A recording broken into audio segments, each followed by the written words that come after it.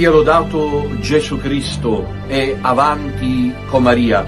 Carissimi figlioli, vi do appuntamento per lunedì 8 dicembre, solennità dell'Immacolata Concezione della Beata Vergine Maria a Milano, alle ore 13:30 per il grande momento di preghiera in onore di Maria Santissima Corredentrice. Dopo gli ultimi attacchi della falsa Chiesa al titolo di Maria Santissima Corredentrice, ritenuto un ostacolo alla fede cristiana, noi ci riuniremo come Piccolo Resto, scenderemo ancora una volta in campo, affrettatevi a preparare il biglietto, a staccare il biglietto per venire. Siamo chiamati a difendere il patrimonio bimillenario della Chiesa. Siamo soprattutto chiamati a custodire la sana devozione mariana e il grande amore alla Madonna. Il Piccolo Resto Cattolico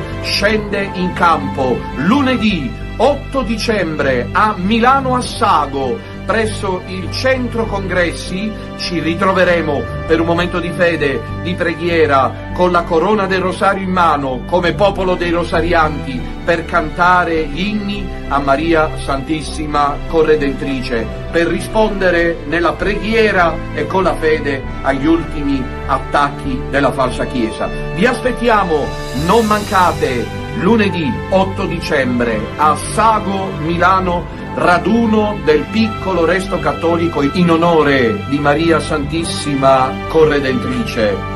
Laudetur Jesus Christus e avanti con Maria con la corona del rosario in mano.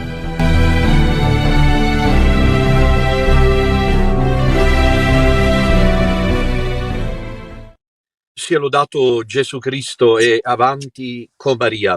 Buona e santa giornata a tutti voi, miei cari figlioli, nei sacri cuori di Gesù e di Maria e nel cuore castissimo di San Giuseppe. Ben ritrovati con la nostra rubrica mattutina Santi e Caffè. Oggi è giovedì 4 dicembre, è il 6° giorno della novena in onore della Madonna Immacolata, che veramente stiamo vivendo tutti con grande devozione, con questi canti mariani che sono insieme nello stesso tempo la formula, diciamo, paraliturgica in latino e poi lo stellario dell'Immacolata. So che siete in tanti a seguirla in diretta, molti in diretta non possono e poi la recuperano in differita.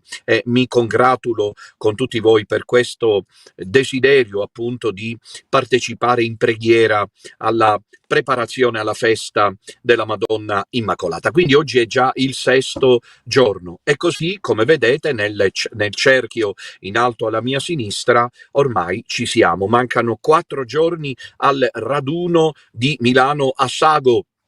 Lunedì prossimo solennità dell'Immacolata 8 dicembre all'NH Milano Congress Center ci sarà questo raduno del Piccolo Resto Cattolico. È il terzo che facciamo in pochi mesi. Quelli 2 precedenti del 29 giugno e del 12 ottobre a Monza, come le immagini sempre raccontano, sono stati eventi partecipatissimi, intensi, vissuti con grande devozione da parte di tutto il Piccolo Resto Cattolico. Abbiamo riempito in pratica quasi del tutto il Palazzetto dello Sport di Monza, che se non ricordo male conteggia circa 4.000, forse anche più, 5.000 posti a sedere, e noi abbiamo riempito peraltro la piattaforma. Sono certo che ci sarà una risposta significativa. I pullman dalle varie regioni sono già pieni, come ho saputo dai vari referenti regionali, e quindi possiamo aspettarci, attenderci un evento di grazia.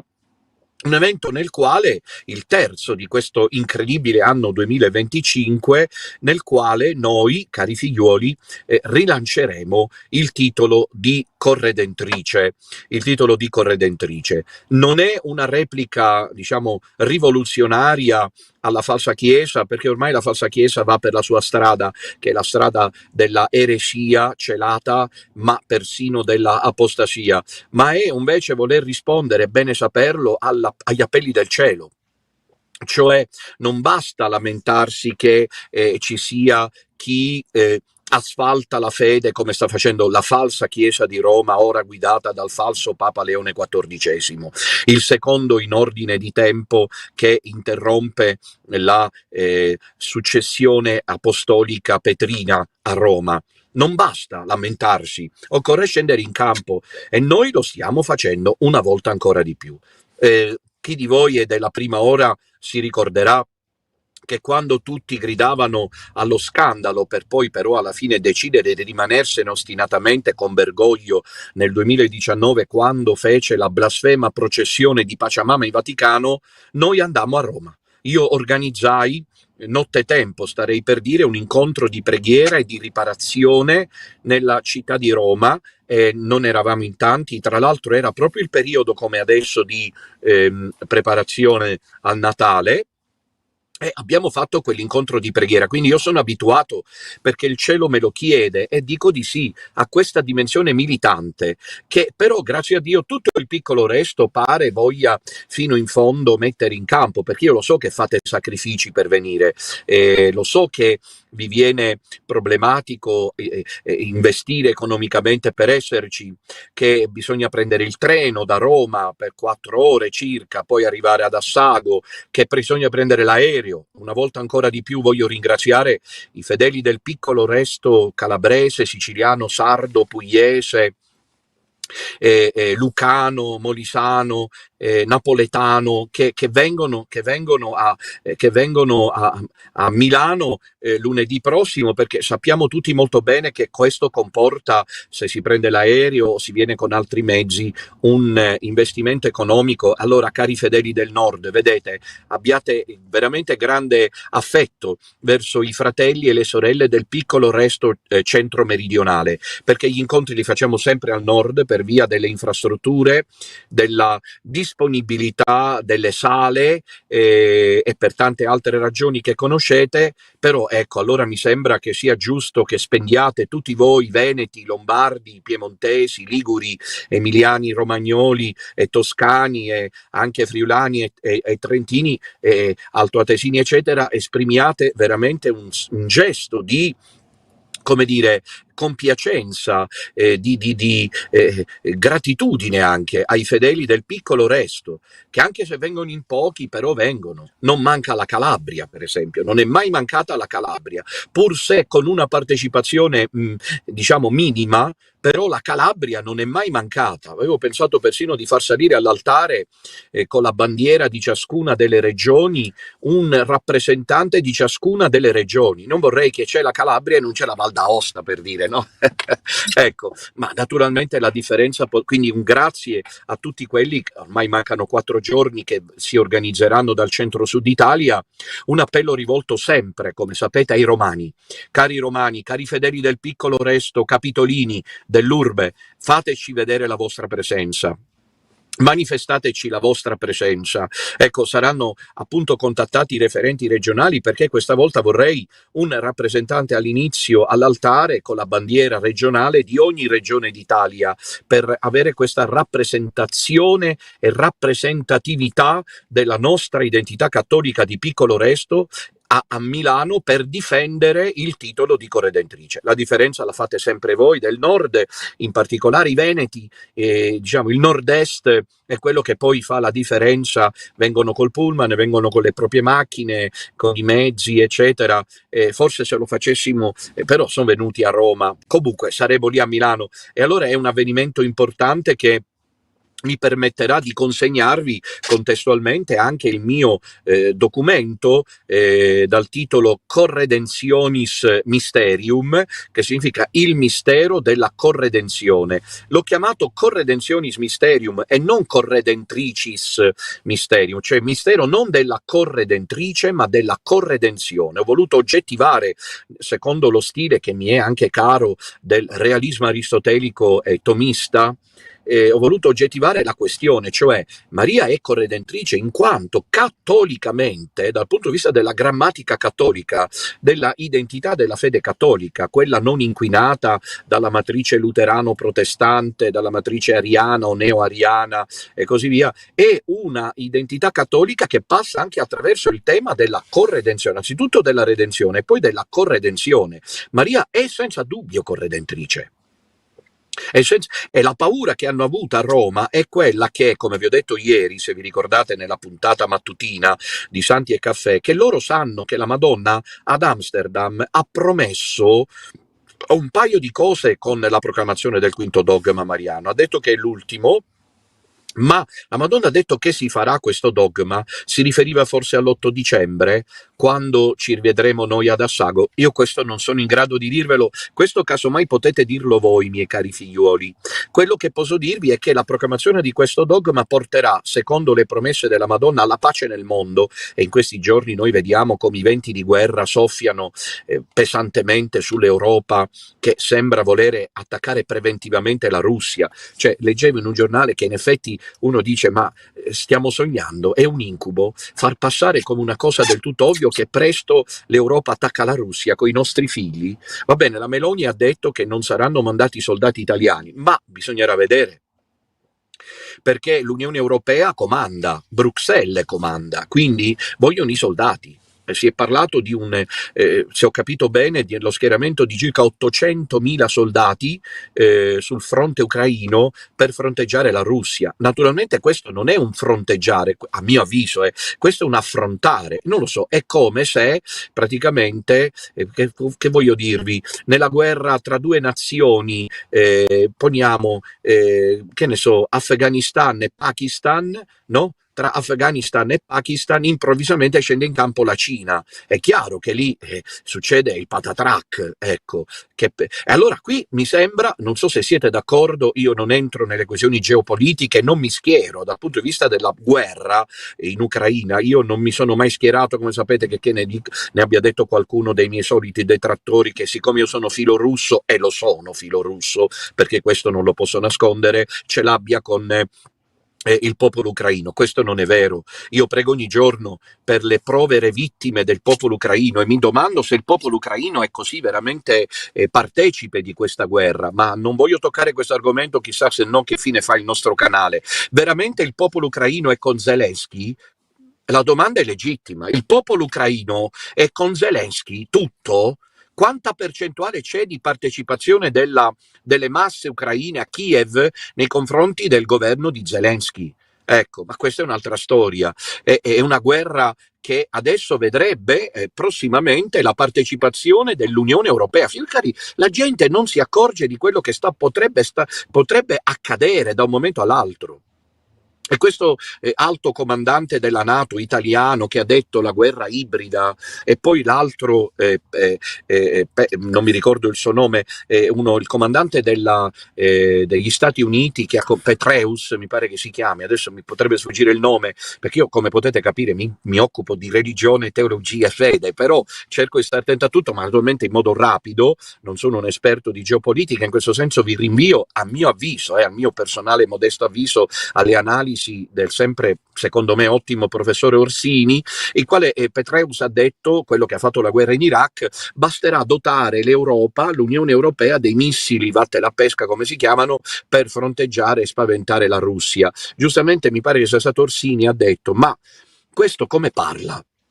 Ma lo sa che la Russia ha l'arsenale nucleare più potente al mondo? O tra i più potenti al mondo? Ma stiamo giocando col fuoco, si sta giocando col fuoco. Quindi quando Macron, la Meloni, come si chiama quello inglese, il primo ministro inglese, stanno decidendo di preparare il popolo europeo all'idea della guerra, all'idea che arriveranno Starmer, che arriveranno anche le bare dei nostri figli che vanno a morire sul fronte ucraino. Per che cosa? Per fronteggiare la Russia, perché la Russia è un pericolo per l'Europa. Ma è la Russia il pericolo per l'Europa o è questo relativismo etico, morale, questa rotte della fede, questa eclissi di Dio per cui l'Europa non si riconosce più nell'identità cristiana? Ecco, la Madonna ad Amsterdam, quell'apparizione che in maniera disonesta, come ho potuto dimostrare,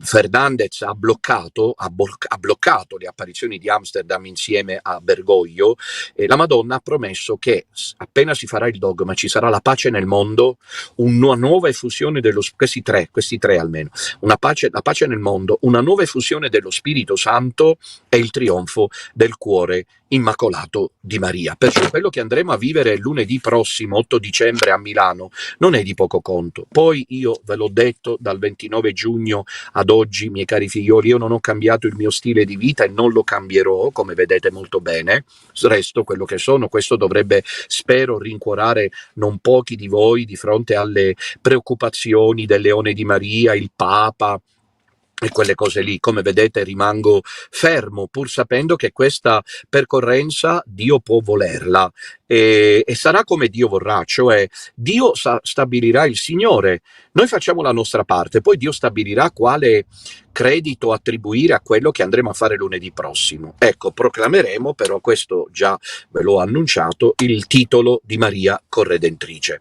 L'incontro inizierà alle 13:30 in punto con la Santa Messa, prima il Santo Rosario e poi la Santa Messa. La Santa Messa sarà da me celebrata, Fra Celestino farà l'omelia, poi al termine della messa interverrò io con un discorso solenne per il titolo di Corredentrice. Dopo ci sarà l'esposizione del Santissimo Sacramento e la processione eucaristica, e così si conclude questo prezioso incontro, secondo me storico, che facciamo a Milano a Sago. Venite tutti, non mancate. Ecco, oggi è giovedì, quindi alle 16 ci sarà la preghiera delle sentinelle di Betania da casa Betania, Ridonda Betania. Ecco, vedete che c'è il cartello, essendo anche peraltro il primo giovedì di mese, quindi l'adorazione a Gesù Eucaristia, allora dalla cappella di Casa Betania alle ore 16 ci sarà questo momento di preghiera, vedete Pina Suriano lì che motiva il cammino di queste figliuole nubili o sposate che si sono consacrate a Dio per offrirsi e pregare in favore della santificazione dei sacerdoti. Ecco, allora alle ore 16 in diretta ci sarà questa preghiera. Poi il terzo rosario lo prego io alle 17 e il programma è quello che conoscete in questo sesto giorno della novena. Vi ringrazio per l'ascolto che mettete, per la partecipazione con cui prendete parte a questi momenti, perché poi alle 17 il rosario, il canto della novena dell'Immacolata e a seguire la Santa Messa, oggi che è la festa di San Pietro Crisologo, tra l'altro nel Vetus Ordo il calendario liturgico tradizionale prevede la festa di San Pietro Crisologo. E poi oggi che è giovedì, questa sera alle 21 torna la catechesi, dopo la pausa della settimana scorsa perché ero a Reggio Emilia a festeggiare i 9 anni di scese in campo. Allora oggi riprendiamo in mano il mio libro Si è fatto carne, un commento ai Vangeli dell'infanzia, della nascita di Gesù in preparazione al Natale. Lo trovate disponibile chiamando alla segreteria di Radio Domina Nostra o prelevandolo negli incontri di preghiera. Anche in questi giorni è disponibile a Casa Betania. E il titolo della puntata di questa sera, eccolo lì, il cartello, è Il concepimento virginale di Gesù in Matteo. Il concepimento virginale di Gesù in Matteo. Non mancate a questo appuntamento importantissimo apologetico, perché come sapete in maniera velata, ma talora anche in maniera clamorosa, non pochi esponenti della falsa Chiesa ritengono che Maria non fosse vergine, e con questa sera ne parleremo. Eccolo lì il cartello, condividete alle ore 21 sul canale YouTube di Radio Domina Nostra, dove vi invito a mettere i like sempre, che sono importanti, e a iscrivervi. Come vedete nella cerchiatura in alto alla mia sinistra mancano 4 giorni al raduno per la Corredentrice, ma avete saputo che io ho deciso di mettere anche una cerchiatura a destra che rimarrà molto a lungo per conteggiare i giorni di lavoro al piccolo Tabor di Cristo Re a Tre Baseleghe. Vedete che c'è scritto lavori di ristrutturazione al piccolo Tabor di Cristo Re, 4° giorno. Ecco, conteggeremo giorno per giorno fino a quando non inaugureremo la struttura riabilitata e recuperata. Naturalmente questo richiede sia l'incontro che facciamo a Milano come i lavori che abbiamo avviato al piccolo Tabor, un aiuto da parte di tutti voi, se potete, come potete, passano in descrizione sempre l'IBAN, il conto corrente postale e la PayPal. Ieri ho tenuto un'omelia, a mio avviso, nella festa di San Francesco Saverio piuttosto interessante, la trovate nella playlist di Radio Domina Nostra, la voce video, eccolo lì il cartello, il titolo che è abbastanza importante: missione e sincretismo di Abu Dhabi, cosa fare. Quindi da questo punto di vista potete collegarvi e potete ascoltarla se volete. Un'altra cosa importante, ho detto della puntata di stasera, sì, il concepimento virginale di Gesù in Matteo, non mancate a questo appuntamento, e voglio dire ai fedeli che sono del Piemonte, che stanno nella zona intorno a Casa Betania, che sì, certo, la faccio a Casa Betania ed è possibile partecipare in diretta alla catechesi serale. E volevo anche ricordarvi i prossimi appuntamenti. Dunque, domani è sabato, io sono ancora a Casa Betania, però sabato la messa sarà di mattina alle ore 10, il canto della novena, e a seguire la Santa Messa. E domenica prossima, seconda domenica di Avvento, nella vigilia della solennità dell'Immacolata, ci ritroveremo a Genova, all'hotel Holiday Inn, via Milano 47 Genova, alle ore 10:30. Però questo la regia non ha avuto il tempo di correggerlo. Alle ore 8 celebrerà, sempre lì a Genova, sempre nella sala, alle ore 8 celebra Fra Celestino. Quindi se ci fosse qualcuno che con gli orari è impedito di essere presente alle 10:30, potrà decidere di assistere alla messa di Fra Celestino. Per dirla in una parola, nella sala dell'hotel Holiday Inn, dove ci ritroveremo domenica prossima, ci saranno 2 celebrazioni eucaristiche. Alle ore 8 quella di Fra Celestino, che peraltro la fa, se non ricordo male, anche lui in diretta su Radio Domina, e alle ore 10:30 quella del sottoscritto. Quindi un giorno di grazia a Genova per il piccolo resto ligure, e così poi dopo ci prepariamo subito ad andare a Milano per l'incontro dell'8 dicembre.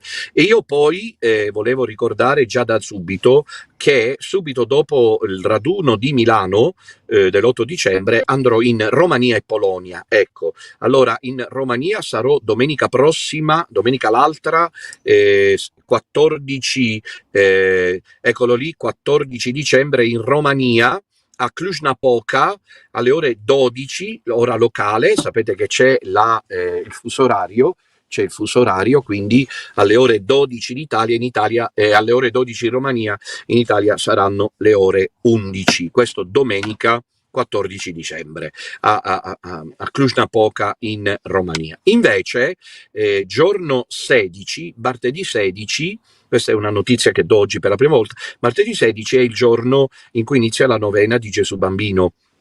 Voglio iniziarla con il piccolo resto polacco. So che il danno procurato dall'ultima fuoriuscita ha creato, è sempre così che andiamo avanti, pazienza, la Madonna ci assista, ha creato un dissesto, peccato, perché si stava creando una bella realtà in Polonia. Allora può darsi che non venga proprio nessuno, però io ho il mio seguito, quindi anche se non ci fosse nessuno del piccolo resto polacco, sappiano che Don Minutella non si ferma, vuole manifestare la propria presenza, non si arrende di fronte ai continui tradimenti, e quindi giorno 16 con gioia sarò a Cracovia, la città di Wojtyła e Sor Faustina, per cantare il primo giorno della novena Gesù Bambino, e poi via via immediatamente corro per l'Italia, perché devo scendere giù in Sicilia per le celebrazioni natalizie. Don Enrico Bernasconi venerdì 5 dicembre sarà a Bologna, a Zola Predosa Hotel Continental. Questa è una notizia molto bella, profittate per le confessioni, eccolo lì il programma.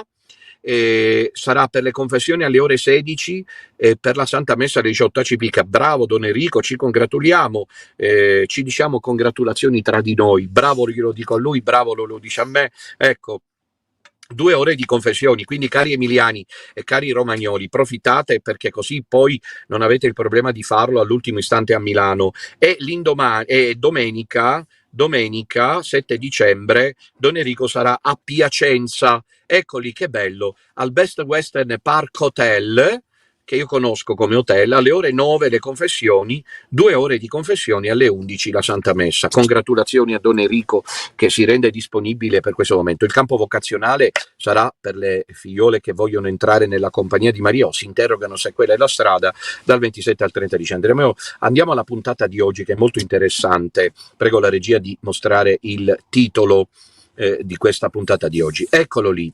Benedetto XVI è il munus, due punti, l'inizio dell'Apocalisse. Allora, in questi giorni si fa un gran parlare del cosiddetto Papa Leone e veramente per quel che mi riguarda, visto che per quel che mi riguarda io le idee del tutto chiare e come sapete io sono estremamente coerente. Io personalmente, non so voi, mi piacerebbe saperlo, ho le idee chiare sul conto di Prevost, però mi piace molto, è del tutto divertente, mentre il mondo va in fiamme, è del tutto divertente vedere le montagne russe, le montagne russe del mondo Unacum, e non solo più del mondo Unacum, ma di quelli che avevano iniziato col dire la chiesa di Satana, Ticonio, vi ricordate? Papa Benedetto ha aperto una nuova stagione, c'è un codice che il Papa parla, eccetera, eccetera, e adesso lentamente, inavvertitamente, con una strategia, a mio avviso, vabbè, lasciamo perdere, fanno in modo che i propri follower si convincano di che cosa? Che Papa Leone è il Papa,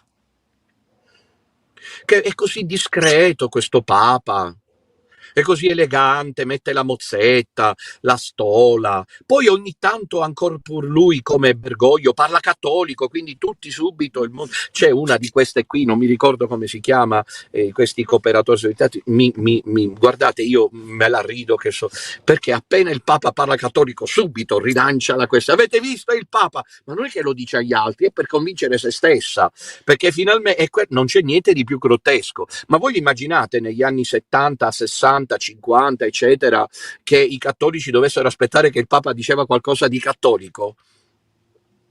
Quindi la situazione ormai è del tutto grottesca, lo è per via dell'incoerenza, erede e conseguenza del peccato originale, dell'incoerenza di chi si ostina a credere che le cose sono state sistemate. Lo slogan, vi ricordate, di Riccardo Cascioli nell'orribile mese di agosto, quando hanno architettato quella operazione fallita della lettera di Papa Benedetto, fallita fino a un certo punto, perché un paio di professori e persone intelligenti a cui Bux ha mandato la lettera proprio per colpirli, si sono lasciati colpire, non hanno capito che era tutta una strategia, peggio per loro. Io riesco ad andare avanti col popolo, va bene? Con la gente semplice, ho capito quello, ho capito che Dio non vuole fidarsi in questa faccenda qui, è un rimprovero proprio, è un rimprovero di autorità, poi ognuno reagisca come vuole. Perché chi deve sentirsi in questo momento coinvolto si sentirà coinvolto.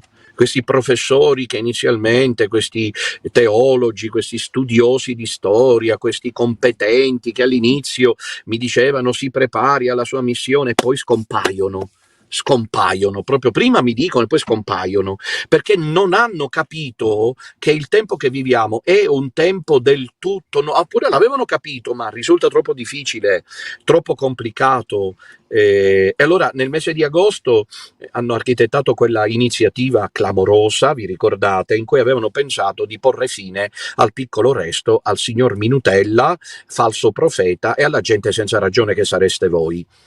Perché quella lettera, prodotta dopo 12 anni e 11 anni, pensate un po', non si capisce perché non farlo prima, per esempio alla morte di Papa Benedetto.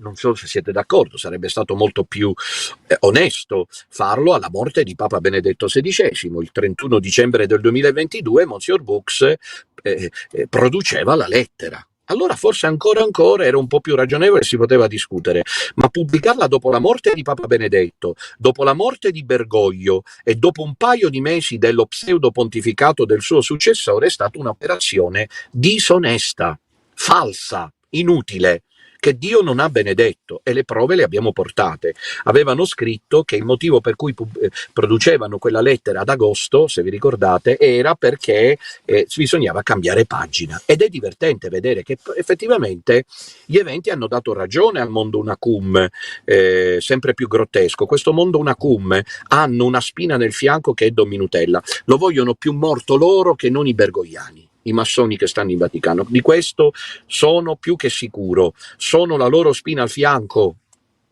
perché gli grido la verità. Sono grotteschi, ridicoli. Doveva cambiare pagina, il Papa che cambiava pagina. Quindi lì, ancora una volta, con l'altalena dei se, dei ma vediamo, può darsi che, di un Papa che fa un colpo alla botte e un colpo al cerchio, per cui nel mese stesso di maggio e poi a giugno cita la dichiarazione di Abu Dhabi, che come sapete, ne parlavo nell'omelia ieri sera, è la dichiarazione che battezza niente meno che l'indifferentismo o sincretismo religioso o pluralismo delle religioni, in cui si dice una cosa che un cattolico pena l'apostasia dalla fede, la te sentenze, non può dire, che cioè tutte le religioni sono uguali. No, tutte le religioni non sono uguali. Se uno afferma questo è fuori dal cristianesimo. Non è vero che tutte le religioni sono uguali, e soprattutto non è vero, come dice la dichiarazione di Abu Dhabi, che è stato Dio a volere la diversità di religioni. È un'affermazione che ti conduce non nell'eresia ma nell'apostasia. Bene, la scritta è firmata a Bergoglio ad Abu Dhabi, l'ha citata il cosiddetto Papa Leone appena divenuto pontefice. Papa Leone, che poi fa credere così che Gesù Cristo è figlio di Dio. Come conciliare le due cose? Manicheismo comunicativo. Lo stesso Prevost è quello che firma il documento Mater Populi Fidelis di Fernandez, in cui, senza una vera ragione teologica, senza una legittimazione di tipo pastorale come invece volevano fare credere, viene blindato il titolo di corredentrice, quindi si approda al minimalismo mariano di matrice protestante. Però nello stesso tempo questo è il Papa che dice nella moschea di Costantinopoli, di Istanbul, non prego, preferisco non pregare. E quindi, capite, è fatto apposta. È tutta una manovra ben precisa. Questo è il Papa che cambiava pagina e che tiene Monsignor Savino, il vescovo di Cassano allo Ionio, eretico e apostata, lì alla diocesi, dopo che ha detto che l'unione carnale tra persone dello stesso sesso non è peccato, quindi andando apertamente contro i comandamenti di Dio. Lui è quello, parlo sempre di Prevost, che il 6 settembre, quando c'è stato il mini gay pride a Roma, se n'è andato a Castel Gandolfo. Ecco, è lo stesso che poi permette a Burke di dire la messa in latino tradizionale all'altare di San Pietro. Voi capite molto bene che tutto questo è una è conseguenza della situazione anomala che si sta vivendo a Roma. Nel frattempo uno martire del nostro tempo, un grande martire a mio avviso, la fioritura del suo martirio sarà incalcolabile, come Charlie Kirk, sposato evangelico con una cattolica, dice la moglie che non è voluto entrare nella Chiesa cattolica per via del fatto che vedeva Roma come chiesa woke, cioè la chiesa che sposa l'agenda, quella che conoscete molto bene, delle unioni gay, del fuck the rules, fanculo alle regole e quelle cose lì. Questa è la situazione a Roma, e in mezzo a tutta questa situazione, che dovrebbe apparire chiara, che dovrebbe essere del fatto, per esempio, io riflettevo su quello, Don Minutella, pensate questo, cari figlioli e piccolo resto, che legittimazione ha davanti, diciamo, all'establishment italiano, alla comunicazione italiana, ai media italiani? Nessuno. Un tale così come me, io sto leggendo in questi giorni la biografia di Monsieur Fultoshin, l'autobiografia di Monsieur Fultoshin. Ecco, negli Stati Uniti lui ha avuto un credito, attenzione, io non mi sto paragonando a lui, cercate di non equivocarmi, però per esempio lui dice una cosa interessante, dovrebbe andare a parlare in TV, sui social, ancora non esistevano, lo dico ora io, sui social, in TV, nella radio, nei mezzi di comunicazione, dice proprio Monsieur Fultoshin, uno che ha verve comunicativa che gliel'ha data Dio. Perché lui, che è esperto, come lo sono ormai anch'io, sa che la gente, se poi sei palloso, non ti segue, anzi cambia subito canale.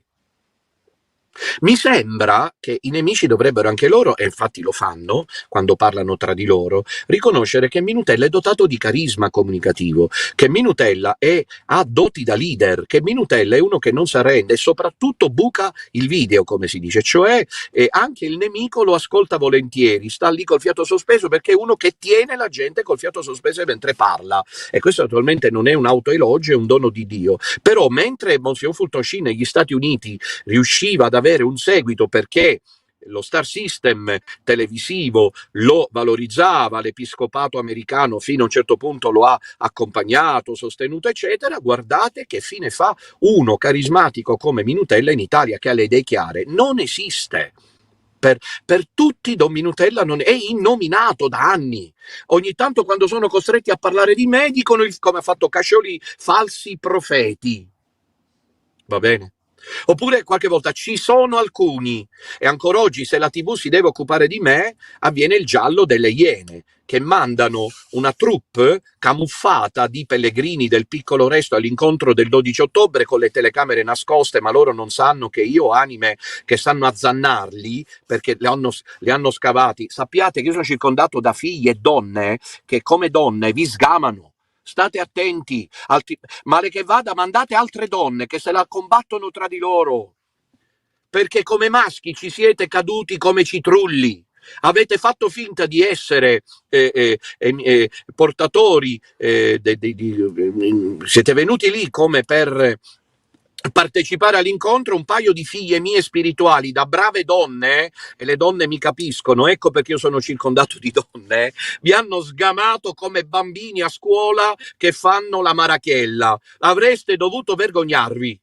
Avreste dovuto vergognarvi. Ecco come viene trattato Minutella, che se la stampa se ne deve occupare in Italia di questo personaggio che grida da anni una situazione anomala a Roma e porta le prove e dice la verità e annuncia quello che sarebbe accaduto ed è accaduto, viene trattato come un clown, come un pagliaccio, viene trattato come dice qualcuno a Torino quando è uscito il documento dei vescovi piemontesi contro il sottoscritto, viene trattato il sottoscritto come un personaggio, ha detto qualcuno, pittoresco. Ecco, il personaggio pittoresco, capite? Poi le Iene hanno voluto tentare di fare un'intervista, io ho letto il questionario, non mi sono ritrovato in quello, quindi mi sono sottratto, anche perché non mi piace lo stile che adoperano, perché mai venire a far finta di essere pellegrini?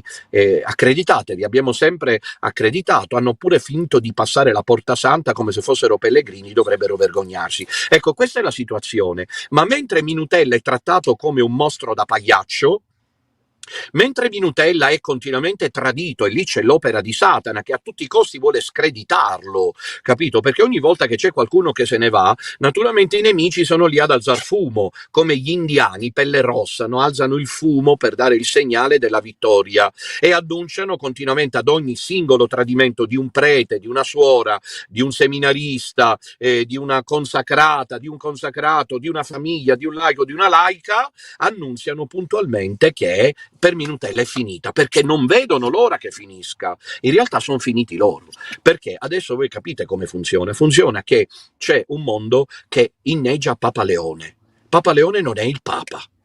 Sta portando avanti in maniera più raffinata la opera di distruzione dell'identità cattolica. Guai a chi non se ne accorge, ma 3 volte guai a chi tra il mondo una cum, giornalisti anche, teologi, professori, storici, gente che crede di usare solo l'intelligenza, 3 volte guai a quelli che capiscono che è così, ma per ragioni di opportunismo, di tatticismo esistenziale, economico, di prestigio del nome, di posizione sociale, di fama, eccetera, trovano tutti gli escamotage per far credere che non è così. Ma che fine ha fatto la chiesa di Satana di Ticonio, che si scinde per manifestare, per cui Benedetto XVI si è scisso per lasciare la disceptio, no? La famosa disceptio, per permettere alla Chiesa. Che fine ha fatto tutto l'insieme di quegli articoli che parlavano della Chiesa gnostico-esoterica? Riguardava solo il povero Bergoglio?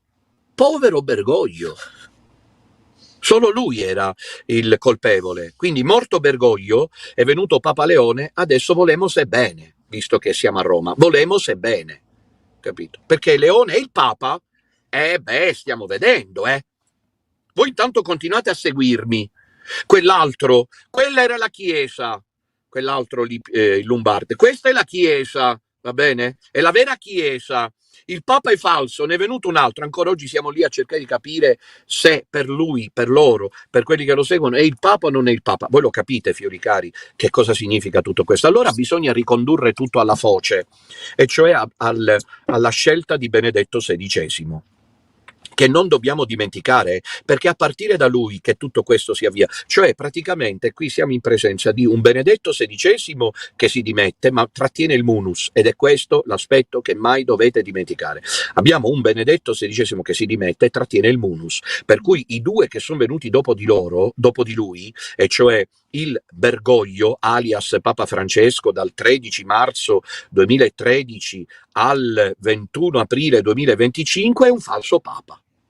Allo stesso modo in cui è falso quello che è sopraggiunto dal 8 maggio 2025, il cosiddetto alias Papa Leone XIV, perché nell'uno, che è morto, nell'altro, che è in vita e che usa un metodo, camuffato, quello che io ho chiamato manicheismo comunicativo, hanno il munus. E allora il munus dov'è? Che è voluto fare Benedetto XVI? Benedetto XVI sapeva una cosa che diventa sempre più chiara. Il munus non era suo, perché ogni papa sa che il munus non gli appartiene, lo esercita. Ma il munus petrinum, che vi ricordo è un elemento costitutivo della Chiesa, cioè se non c'è il munus, capito, e se qualcuno se lo arroga senza diritto di averlo, crea un'altra Chiesa. Quella di Bergoglio Prevost è un'altra Chiesa. Peraltro io, come sempre ho detto, dico che è la Chiesa di Satana. Benedetto XVI l'11 febbraio 2013 ha compiuto un atto, io l'ho proprio sentito fisicamente questo, non posso andare nei dettagli. Può darsi che prima o poi anch'io, come ho voluto Shin, scriverò un'autobiografia, allora lì, se mi deciderò a farlo con coraggio, scoprirete cose che voi umani, è una battuta ma fino a un certo punto, scoprirete cose che voi umani non immaginate, perché io sono stato catapultato, ecco perché me ne infischio dei professori e degli intellettuali che se ne vanno, perché capisco che per loro questa strada è impossibile, ma io sono stato, e che sappiano questo, poi se non ci credono a far loro, io sono stato da subito, l'11 febbraio 2013, catapultato dentro il vortice apocalittico. Proprio la mia esistenza non mi è più appartenuta ancora di più da allora. Già da prima io ero dentro il mistero di Dio con esperienze, straordinarie che non ho il motivo di raccontarvi adesso. Avevo già il dono delle locuzioni, qualcuno mi chiede di parlarvene, prima o poi lo farò dettagliatamente. Ma dall'11 febbraio ho proprio sentito che venivo catapultato dentro il vortice apocalittico, perché Benedetto XVI non ha fatto solo un atto giuridico, normativo, seguendo, peraltro fingendo di seguire il codice di diritto canonico, nel senso che alla fine ha fatto credere il Consiglio del Munus, ma il Munus non l'ha considerato, questo è l'atto che ha dato l'inizio dell'Apocalisse. Le prove sono tante, ma io ve ne porto una che dovrebbe far riflettere tutti. Dice San Gregorio Magno, grande papa dal 590 al 614 d.C., con cui la Chiesa ha avuto un rilancio straordinario, che Dio Padre è il creatore, Dio è il creatore, per cui talora negli avvenimenti epocali, nei passaggi della storia decisivi, Dio coinvolge il creato per lanciare segnali della sua presenza e per dire agli uomini: attenzione che siete in un passaggio decisivo, d'accordo? Ecco, per esempio pensate che la Madonna Fatima nel 1917 ai tre pastorelli diceva che ci sarebbe stata un'altra grande guerra con cui Dio avrebbe castigato l'umanità e che avrebbero visto il cielo notturno illuminarsi a giorno e che quello era il segno che Dio dava per indicare che il castigo era imminente. Effettivamente, tra agosto e settembre del 1939, mi pare, se non ricordo male, il cielo d'Europa si assistette all'aurora boreale. Sembra che anche con le poche notizie che abbiamo, persino in Sicilia, in quegli anni lì fu vista l'aurora boreale, che quanto dire. Ecco, che quanto dire. Del 1938, quanto dire, ci fu questa incredibile aurora boreale, che era il segno che la Madonna aveva annunciato, perché Dio talora, quando si tratta di passaggi apocalittici, di passaggi epocali, quando avviene un passaggio da un eone a un altro, a un eone storico a un altro, Dio interviene col creato, non solo con la profezia. E così di lì a poco Hitler, come sapete, invade la Polonia, la Cecoslovacchia e scoppia la seconda guerra mondiale. Ecco, ora che Benedetto XVI, con quel gesto compiuto allora, che è quello che nobilita e mobilita il cammino che stiamo facendo, ci sono alcuni che lo stanno dileggiando Papa Benedetto, quasi come se alla fine avrebbe fatto questo gesto per che cosa? Per che cosa? Per vedere Papa Leone, successore di Papa Francesco? Ma hanno il coraggio questi disgraziati che vi convincono che la pagina è cambiata, di dire che si è andato a inginocchiare 4 volte finora, perché possiamo aspettarci che la notte di Natale andrà a cullarlo lì il Gesù bambino? È andato 4 volte alla tomba di Bergoglio, non fa che citarlo. E Benedetto XVI avrebbe fatto tutto questo per poi veder diventare Papa uno che idolatra Bergoglio, l'asfaltatore numero 1 dell'identità cattolica, il fondatore per conto di Lucifero della falsa chiesa di Satana? Vi rendete conto che c'è gente che vi inganna? È certo che questo è il cammino più difficile, ma è il più logico. Io non sto dicendo nulla di logico, ma devo tornare a quello che sto dicendo, l'inizio dell'Apocalisse, quando Benedetto XVI trattenne con sé il munus. Io vorrei ricordarvi che Dio è intervenuto anche a livello, diciamo, dei segni. Diciamo dei segni, non dimenticateli, perché i segni fanno riflettere l'inizio e la fine. Attenzione, l'inizio 11 febbraio 2013. Che cosa accade? Sicuramente la regia fra qualche istante vi proporrà entrambi gli indizi. Il primo indizio è quello dell'inizio dell'Apocalisse. L'inizio ufficiale dell'Apocalisse è quando Pietro trattiene per sé il munus e consegna le strutture perché la falsa chiesa venga fuori, la disceptio di cui parla Ticonio, il fulmine sulla cupola di San Pietro. Accaduto io ne parlo nel mio libro Chiesa dove vai, racconto i dettagli. Non c'ho quei libri perché oggi per ragioni, diciamo, di commissione mi sono trovato in macchina.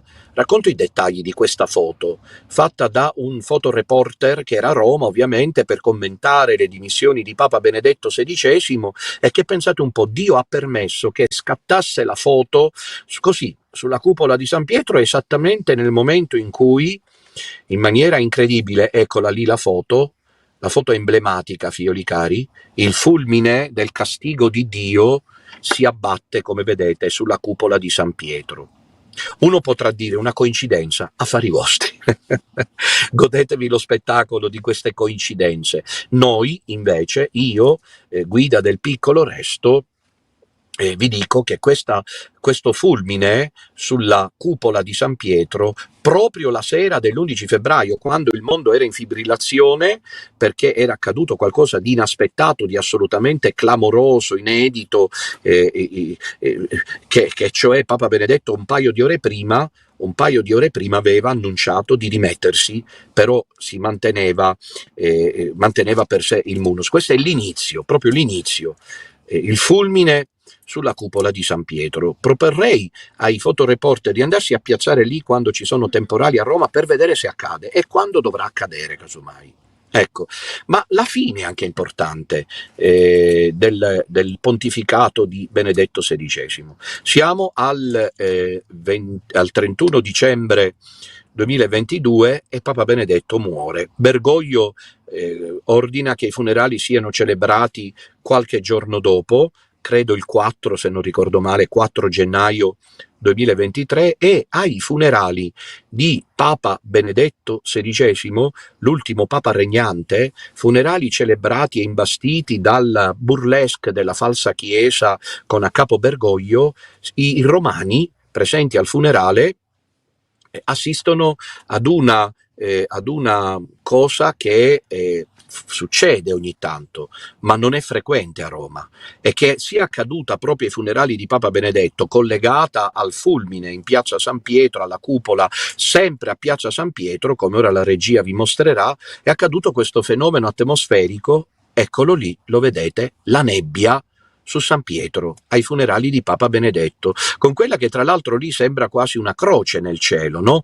Un segno luminoso nel cielo, guardate bene, c'è come una croce. Questa è proprio la sequenza fotografica della Piazza San Pietro ai funerali di Papa Benedetto XVI. Vedete che c'è una croce. Ora, io vorrei dire, forse ci sono altre immagini suggestive che si possono vedere proprio durante i funerali del Papa.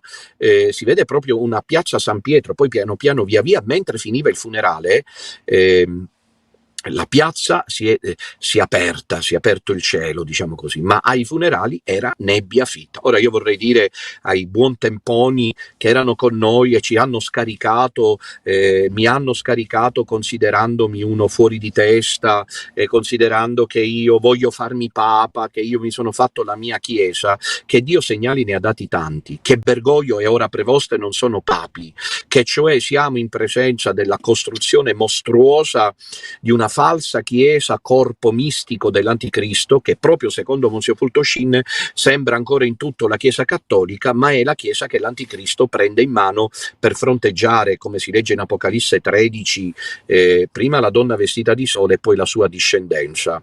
E quindi è un dato di fatto logico, matematico, starei per dire, visto che Prevost è esperto di matematica, che lui non ha il munus. Fiori cari, questa è la faccenda più seria.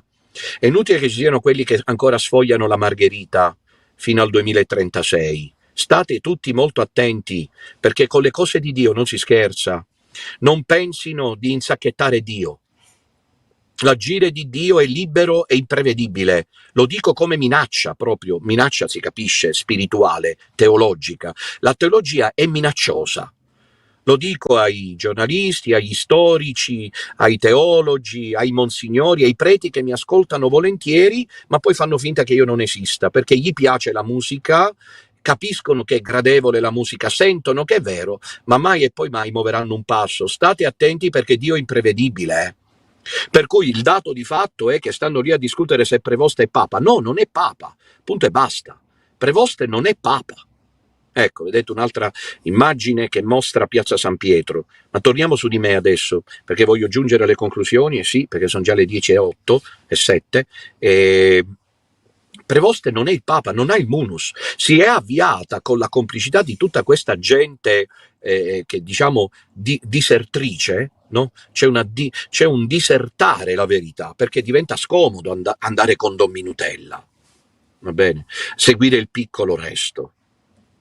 E qua e là ci sono malcontenti, c'è chi se ne va, chi si celebra la messa, il casino totale dentro la chiesa di Roma, ma una cosa è certa, e se è certa, è evidente, è oggettiva, non la si deve, come dire, sviluppare togliendo via i petali della Margherita, e Papa non è Papa, e Papa non è Papa, e Papa non è Papa, ma è un dato oggettivo, non ha il munus. Non ha il munus petrinum. E allora dov'è il munus petrinum? Ecco, Benedetto XVI, fiori cari, io vedo una linea di continuità, comunque c'è. Adesso io sono chiamato il Leone di Maria dai fedeli e dai sacerdoti dell'Ispano America, c'è questa percorrenza che vedremo di volta in volta come dovrà svilupparsi, neanche io lo so. C'è questo, come dire, questa evoluzione che io non ho creata, nonostante la appunto propaganda violenta contro il sottoscritto, di cui non si deve parlare, e se se ne parla se ne deve parlare male. Ma quello che vorrei dirvi è che comunque io la continuità spirituale, pastorale, teologica con Benedetto XVI la sento fortissimo. La sento fortissima questa continuità.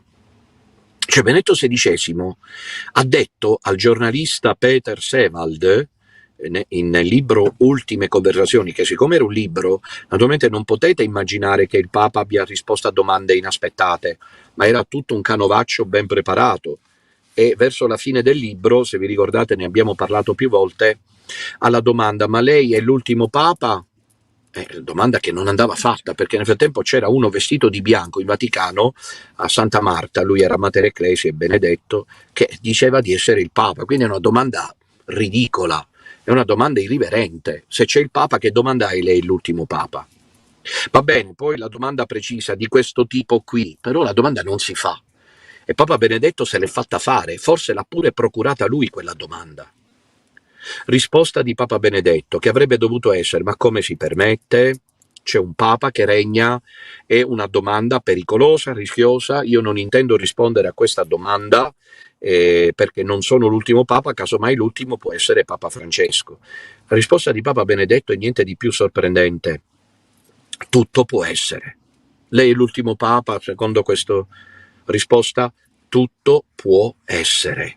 Mi sembra che quella risposta lì, fiori cari, sapete, è come un macigno che pesa su tutti coloro che adesso, pensando che c'è un nuovo corso perché il matematico artificiale finge di essere Papa e si va avanti come se nulla fosse, e quel macigno pesa sempre di più. Perché non c'è il munus, perché il munus è di proprietà divina, cioè come Pippo Baudo diceva, l'ho inventato io, ecco, nostro Signore dice l'ho inventato io il munus, l'ho inventato io, capito? Il munus l'ha inventato il Padre Eterno, Gesù Cristo, che fino a prova contraria indiscutibilmente è il capo della Chiesa, eppure questa falsa Chiesa sta facendo il sinodo, adesso produrranno Fernandez e Prevost un nuovo documento nel quale in maniera sempre subdola e luciferina parleranno delle donne all'altare, perché ormai le si vede dappertutto, no? Stamattina in questi giorni ho visto la foto di un paio di sequenze fotografiche di Monsignor Gershwein, il segretario vettosicesimo, che è finito lì nei paesi baltici, celebrare messa solenne con le chierichette alle spalle, ai lati. Ho visto il cardinale Wölki, quello del 2036, celebrare messa con le donne all'altare. A me la direzione è quella, ma Gesù Cristo non vuole così, non le vuole le donne all'altare, non perché non le valorizza, al contrario, proprio perché sa chi sono le donne, le mette al posto che loro sanno. Non è l'altare il posto delle donne. Quando le donne sono all'altare, quella non è la Chiesa di Gesù Cristo, non lo è in termini di volontà fondativa. Mettete e piazzate pure le donne all'altare con tutte le pretese e i pretesti che questa Chiesa sinodalista sta portando avanti, lo scopo è quello di smentire la volontà fondativa di nostro Signore Gesù, che se fossi io Gesù Cristo ci penserei io. Per fortuna non lo sono. Per fortuna di tutti sono solo un povero Cristo, casomai. Allora, in questa Chiesa che Prevost sta portando avanti sinodalista, stanno già lavorando apertamente contro la volontà fondativa di Cristo, e questa falsa Chiesa è falsa perché non c'è il Papa, e perché è una Chiesa che va contro la volontà fondativa di Cristo, priva del munus. Il munus chi ce l'ha? Il munus ce l'ha Gesù Cristo, perché il Papa, ispirato da Dio, gliel'ha restituito. Committo, vi ricordate, la declarazione dell'11 febbraio 2013, eccetera, eccetera, un ambaradan di discorso, però il Papa Benedetto si scorda che deve citare la parola munus, perché il canone 332, paragrafo 2, prevedeva che il Papa consegnasse sui muneri renunciet.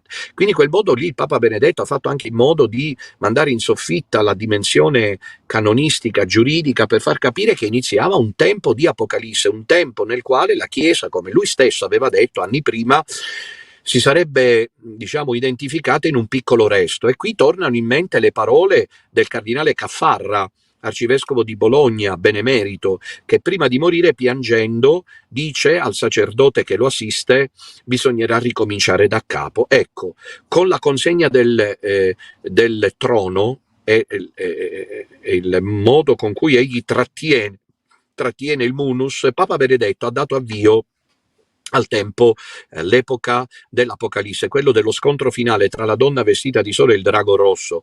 Se poi non ci si vuole accorgere di questo, non è un problema nostro, ma è un dato di fatto. Perciò tutti quelli che in un modo o in un altro flirtano con la falsa Chiesa di Bergoglio prima e ora di Prevost, stiano tutti molto attenti, perché Dio è imprevedibile e ha una pazienza che arriva fino a un certo momento. Cioè flirtano col diavolo, flirtano con una Chiesa che nega che Gesù Cristo sia l'unico Salvatore. Dice, ma Papa Leone l'ha detto poi nella Unitate Fidei, che Gesù Cristo è il Salvatore, è il Figlio di Dio. E perché poi cita allora il documento di Abu Dhabi e va a inginocchiarsi alla tomba 4 volte alla tomba dell'impenitente eretico e apostata? Ecco, Bisognerebbe interrogarsi su questo, per quello vi rinvio, e ho concluso, su questo fatto che dal punto di vista anche storico, teologico, è l'inizio dell'Apocalisse, ma si potrebbe anche dire un paradigma benedettiano, cioè Papa Benedetto sapeva che la Chiesa si sarebbe avviata ad una stagione di minorità, di piccolezza,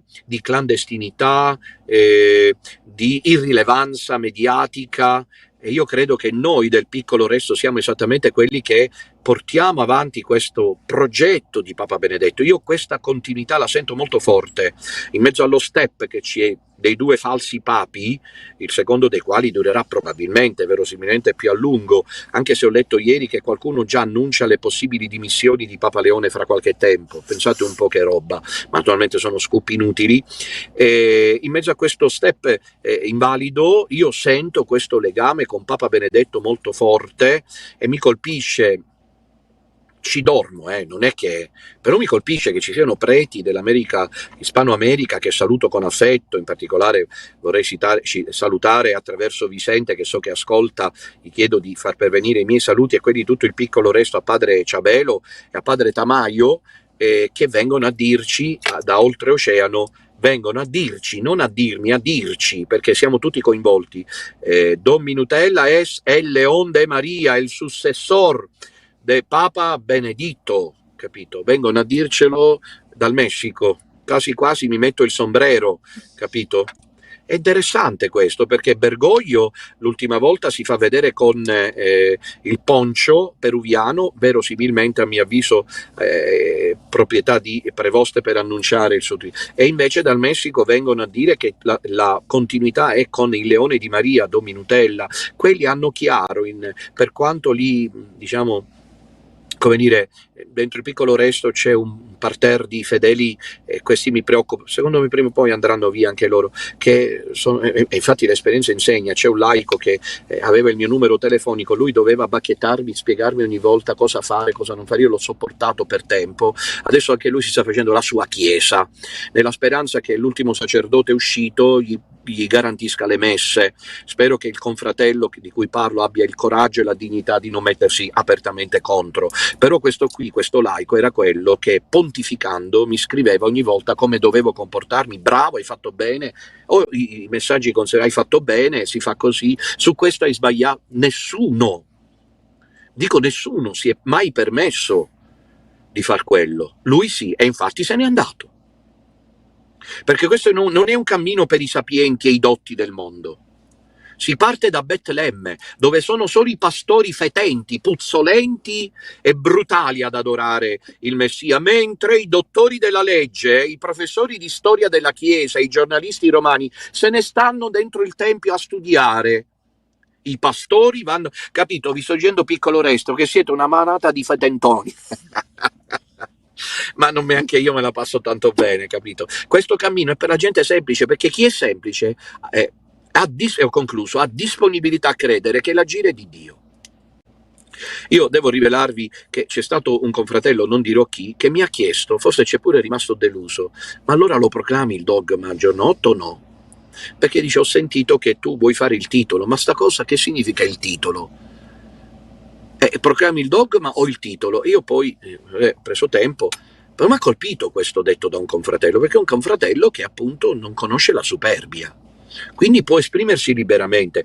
Benedetto XVI ha avviato la stagione della Chiesa cattolica secondo il disegno di Dio. La Chiesa è di Cristo, il munus è di Cristo, il conclave no, la veste bianca no, la tiara o la mitria no, il collegio cardinalizio no, ma la Chiesa è di Gesù Cristo, e Gesù Cristo non permette che le donne salgano all'altare e che ci sia il gay pride in Vaticano. Sicuramente Gesù Cristo non lo vuole questo.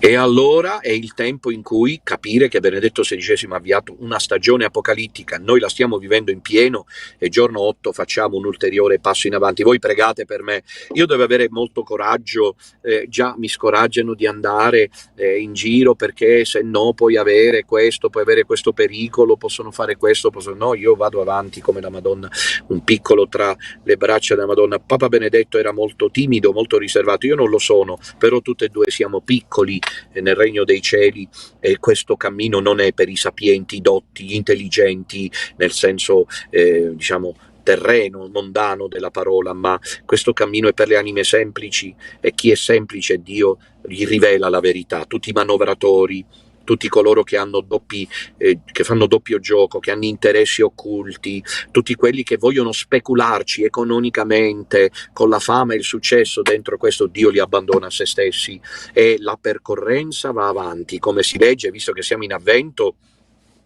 nel libro del profeta Isaia: proprio ora faccio una cosa nuova. Bellissimo questo testo.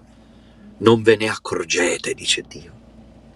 Si rivolge al popolo di Israele, che era curvato su se stesso perché c'era stato l'esilio, la distruzione del Tempio, quindi tutto azzerato. Quindi la gente era, soprattutto i sapienti del Tempio, l'establishment israeliano e ebreo era a terra.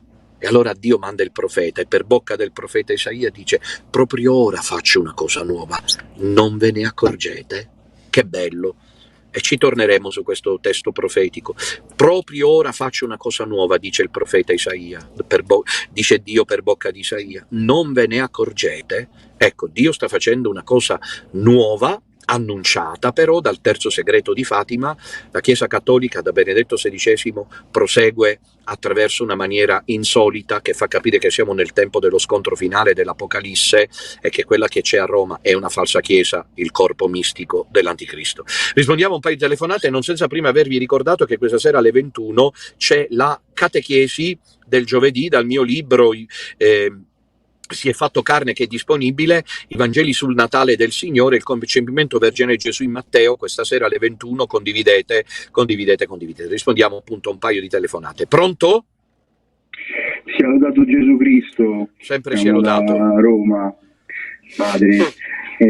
Volevo sottolineare che un fatto che potrebbe essere insomma interessante, nella vituperata apparizione di Trevignano Romano, che a mio avviso è stato il terreno di sperimentazione della falsa chiesa per poi avviare la condanna di tutte le apparizioni, la Madonna si è presentata per 9 volte come corredentrice, e in un paio di messaggi sono avvenuti proprio l'8 dicembre. Ecco, per esempio nell'8 dicembre del 2019 ha detto: figli, vogliono togliermi dal trono, ma io, Maria Immacolata Corredentrice, regina degli angeli, del cielo e della terra, ma Satana non prevarrà. Il 22 febbraio 2020 ha detto: attendo l'ultimo dogma, quello di Corredentrice, per la salvezza dell'umanità. Un altro messaggio, se credo interessante, ha detto: portate tante anime a Dio, così che anche voi possiate essere corredentori insieme a me. E infine il 13 maggio del 2022, quindi proprio un giorno emblematico di Fatima: figli miei, guardate, la Chiesa non vuole riconoscermi come corredentrice, io sono la regina del cielo e della terra, colei che vi porta mio figlio Gesù, io sono madre sua e di tutti voi, accettate questa verità. Ecco, ora io ho letto soltanto alcuni estratti, ma 9 volte, e ecco, questo mi sembra interessante, perché grazie, molto interessante, molto interessante. Grazie, molto interessante. Sempre sia lodato. Non conoscevo questi messaggi perché io non ho avuto modo di seguire le apparizioni di Trevigliano. Però mi colpisce che questi messaggi facciano riferimento alla corredentrice. Grazie della documentazione portata. Pronto? Buongiorno Don Minutella, sia lodato Gesù Cristo. Sempre sia lodato. Sono Rocco da Francoforte. Vorrei aggiungere 2 parole su quello che ha detto sul conflitto che c'è con l'Unione Europea e la Russia. Allora, qui i politicanti del governo attuale federale, queste sono le testuali parole: noi porteremo la guerra in Russia. Questi sono pazzi. La settimana scorsa c'è stato un alto ufficiale della francese, e ha detto in Francia: preparatevi alla morte dei vostri figli, perché porteremo la guerra. Questi sono degli indemoniati. E io mi rivolgo ai miei concittadini, perché fanno sempre panel e circense e non si rendono conto della situazione. Comunque io il messaggio lo do. La Russia con tutto il suo arsenale atomico ha la mano morta non ha niente a che fare con la sessualità, cioè che nel caso che anche se la Russia venga distrutta, i sistemi elettronici della Russia, se nel giro di 24 ore non risettano questo countdown, la Russia potrà sganciare tutto l'arsenale atomico che hanno a disposizione. Certo. Questo è quello che volevo dire. Grazie Rocco. Giusto per dare l'informazione. Grazie, sì, ma appunto ieri lo dicevamo che in Francia stanno ampliando le ali degli ospedali militari per prepararsi all'evenienza di accogliere tanti feriti, prenderanno, questo è quanto di più clamoroso, i nostri figli per portarli sul fronte ucraino, ma questa è gente probabilmente senza scrupoli che sa che si può finire così, con una pioggia di fuoco che cancella per sempre la stirpe umana. Forse vogliono questo? Se sono emissari di Satana dentro questi palazzi del potere, sì, perché Satana vuole distruggere il pianeta in cui viviamo e l'intera umanità, quindi dobbiamo tenerci pronti a tutto, però purtroppo sono notizie folli che circolano come notizie ufficiali. Cioè, è proprio così, cioè, in Germania, in Francia, l'establishment, ancora in Italia non proprio, ma già si è mosso Crosetto, la Meloni comincia a lasciare intendere questo, di prepararci ai nostri figli che tornano sulle bare, dentro le bare, morti per chissà cosa. E fin tanto che è una battaglia, è una guerra di fanteria, è una cosa, ma se la Russia viene aggredita e capisce di essere la fine, ha ragione Rocco, hanno un arsenale atomico che può in pochi istanti decidere di porre fine alla storia umana. Cioè, se la Russia viene eliminata la storia umana, è ben saperlo questo. Pronto? Pronto? Si sente male? Questa telefonata non riuscivamo ad acchiapparla, invece ce n'è un'altra. Pronto? Mi sia lodato Gesù Cristo, padre, sono Elisa da Norma. Ecco, sempre sia lodato, Elisa. Senta padre, io purtroppo ieri non ho potuto sentire le ultime telefonate di Santi e Caffè, e anche adesso per prendere la linea ho staccato l'audio per non sovrapporre l'audio. Esatto, quindi esatto. Non so se è stata detta questa cosa, almeno io ho visto la notizia su Facebook e non so se c'è modo poi di verificare se è vera, però praticamente ho letto che Putin ha dichiarato proprio illegali tutte le organizzazioni di preghiera sataniche. Sì, è vera notizia, ma non è recente. Più chiaro di così, insomma, perché devono dichiarare guerra alla Russia, perché lui è contro i satanisti, e quindi mi sembrava un 1+1, ecco, importante da sottolineare, ecco. Grazie, ma è proprio così, però non è recente la notizia, è piuttosto, diciamo, già passata da un po', però è vera, cioè Putin, il governo, il Cremlino ha vietato il culto alle logge sataniche, dicendo che in Russia non è possibile entrarci, si è illegali. Questo è un dato di governo interno, il sovranismo interno che lascia spazio di prendere una decisione che peraltro è molto molto interessante. L'ultima telefonata, pronto?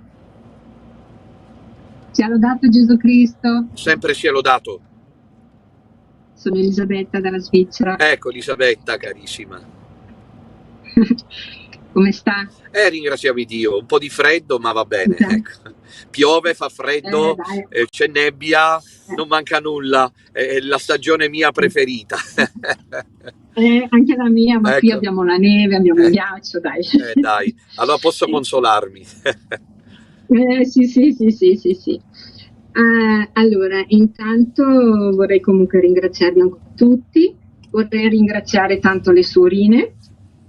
Che bello. Ecco, perché loro sono importantissime, sono veramente l'impalcatura di Piccola Nazareth. Ok, poi prima stavo guardando il calendario, ma lei ha fatto caso che la settimana c'è l'Immacolata, la Madonna di Loreto e la Madonna di Guadalupe. Esatto, bravo. Pronto? È un caso? No, credo di no, cara è Fiola. Un caso, voglio dire. Non credo proprio, è una settimana mariana quella che va dall'8 al 14, come no, certo. Esattamente. Dunque io penso proprio che sia la Madonna a radunarci. Certo, senza dubbio. Se qualcuno non lo capisce, probabilmente cioè è difficile adesso dire che hanno anche i prosciutti sugli occhi, perché appunto, è la potenza non di è più concepibile. Certo. Ecco, non è più concepibile. Esattamente. Allora io dico che sicuramente saremo 4 amici al bar, visto che Fernandez ci dà la possibilità di parlare della corredentrice, certo. No? Saremo solo in 4 gatti, così almeno possiamo parlare. Ecco. Tra amici. Tra amici, sì, perché Fernandez, per chi non lo sapesse, Elisabetta, diciamolo, ha detto poi in un'intervista a Diane Montagna, una giornalista, ha detto: ma no, il titolo si può usare tra amici. Il titolo di corredentrice. Appunto, anche noi saremo lì in 4 gatti, 4 amici. Esatto, dunque, e usiamo il titolo. C'è anche Benedetto, diciamo, no? Esatto, esattamente. Però va bene. Bene, grazie Elisabetta. Comunque io credo che saremo in tantissimi doni. Anch'io lo penso, lei dovrebbe farsi in tanti pezzettini, perché tutti la vorremmo abbracciare. Io volentieri mi rendo disponibile. Così tocchiamo qualcuno se ha le telecamere addosso. Grazie cara figliola, ci vediamo. Comunque grazie ancora. Ci vediamo a Monza. Ci vediamo lunedì. Tanta benedizione, Ave Maria. Bene, con questa telefonata così bella concludiamo la puntata oggi di Santi e Caffè. Papa Benedetto XVI ha aperto un percorso. Non c'è niente da fare. La maggior parte dei cattolici si sono liquefatti dietro alle chimere della falsa Chiesa, e per loro diventa sempre più difficile accettare la verità, che è inconfutabile e incontrovertibile, cioè Benedetto XVI non ha consegnato il munus. Questa Chiesa di Bergoglio Prevost, sinodalista, wok, questa chiesa sincretista di Abu Dhabi, questa chiesa di Amoris Laetitia e Fiducia Supplicans è una chiesa della vergogna. È ancora più vergognoso che ci siano cattolici che si ostinano a credere che quella sia la chiesa di Gesù Cristo. È un'offesa a Papa Benedetto, soprattutto per quelli che hanno pensato in passato di onorarlo. Papa Benedetto ha aperto un percorso e adesso è il tempo del piccolo resto della chiesa, come ha detto Monsignor Cardinal Caffarra, che ricomincia da capo. Si è cominciato con pochi, si ricomincia di nuovo con pochi, ma credo però che a Milano noi non saremo così pochi come non è accaduto, grazie a Dio, anche nei incontri precedenti, di essere pochi. Vi aspetto questa sera poi alle 21 per la catechesi sul Vangelo dell'infanzia di Gesù, i Vangeli del Natale, così ci prepariamo al Natale. Di pomeriggio un intenso appuntamento con l'Orazio Eburna, il terzo rosario da me pregato, la novena all'Immacolata e la Santa Messa. Vi benedico in nomine Patris et Filii e Spiritus Sancti. Amen. Laudetur Jesus Christus.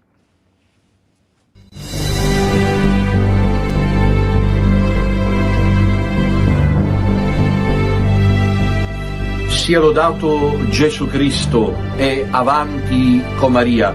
Carissimi figlioli, vi do appuntamento per lunedì 8 dicembre, solennità dell'Immacolata Concezione della Beata Vergine Maria a Milano, alle ore 13:30, per il grande momento di preghiera in onore di Maria Santissima Corredentrice. Dopo gli ultimi attacchi della falsa Chiesa al titolo di Maria Santissima Corredentrice, ritenuto un ostacolo alla fede cristiana, noi ci riuniremo come piccolo resto, scenderemo ancora una volta in campo. Affrettatevi a preparare il biglietto, a staccare il biglietto per venire. Siamo chiamati a difendere il patrimonio bimillenario della Chiesa. Siamo soprattutto chiamati a custodire la sana devozione mariana e il grande amore alla Madonna. Il piccolo resto cattolico